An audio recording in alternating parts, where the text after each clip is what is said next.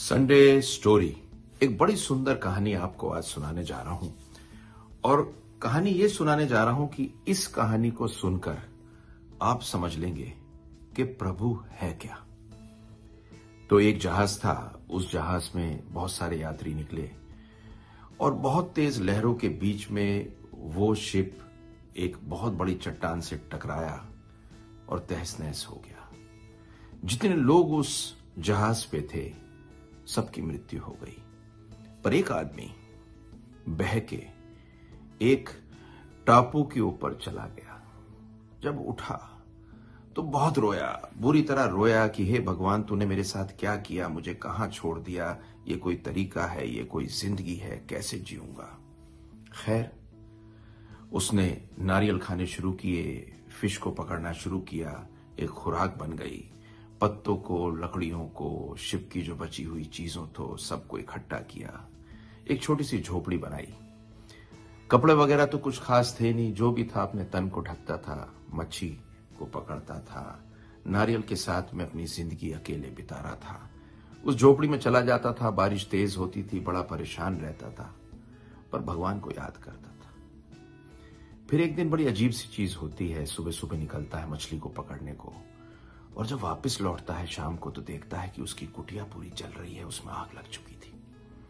बड़ा परेशान होता है, बड़ा दुखी होता है, भगवान को कोसता है, कहता है हे भगवान, तूने मुझे यहां छोड़ दिया और एक छोटी सी कुटिया थी जो मैंने बनाई और उसको भी तूने जला दिया। कहां का भगवान है तू। और चुपचाप रोता हुआ बालू के ऊपर, सैंड के ऊपर, समुद्र के किनारे लेटता है और रोते रोते सो जाता है। जब ये चीज होती है और वो सो जाता है, सुबह सुबह बहुत तेजी की आवाज सुनता है और देखता है कि एक जहाज उसी टापू पे आ गया है। बहुत अचंभित था, परेशान था, पर बहुत खुश होता है। जहाज पे से एक छोटी सी बोट आती है, नौका में बैठता है और जहाज में चला जाता है। जब वो जहाज पे पहुंचता है, पहुंचने के बाद में वो जो नौका को चला रहे थे उनसे पूछता है, कहता आप मेरे पास कैसे पहुंचे। बोले आपने एक आग जला के हमको सिग्नल दिया था, जिससे हमें यह समझ में आ गया था कि कोई इंसान इस टापू पे फंसा हुआ है, हम तो इसलिए आए। वो पूछता आग तो मैंने कोई जलाई नहीं। तभी उसे याद आता है कि उसकी झोपड़ी में जो प्रभु ने आग लगाई थी वो शायद इसीलिए लगाई थी कि ये बच सके और इन्हें कोई पकड़ के वापस दुनिया में ला सके।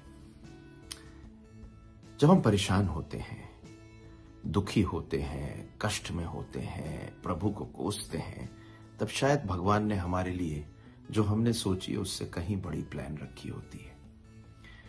ये जो कष्ट हमारे होते हैं, इन पे तो हमारा कोई जोर नहीं, वो तो हमें एक्सेप्ट करना ही है। किंतु इन कष्टों के अंदर शायद भगवान का छुपा हुआ कोई अनूठा सा, अद्भुत सा प्लान है जो शायद हमारे लिए ही उसने बनाया हो। यही हमारी जिंदगी में है। मैं एक रिप्रोडक्टिव मेडिसिन स्पेशलिस्ट हूं, बहुत लोगों के बच्चे नहीं होते, उन्हें देखता हूं, उनका कष्ट देखता हूं और समझता हूं उनका कष्ट। पर पता एक बात, कर्म करना आपका फर्ज है, बिना कर्म किए कुछ नहीं मिलेगा। पर अगर आप कार्य करेंगे तो भगवान का कोई प्लान होता है जो आपसे बड़ा होता है। Thank you very much for watching this story. और देखिए मेरी अगली स्टोरी, लाइक शेयर सब्सक्राइब कर दीजिए, क्योंकि ये स्टोरी सुन के अगर किसी का कुछ भला हो तो मजा आ जाएगा। Thank you very much.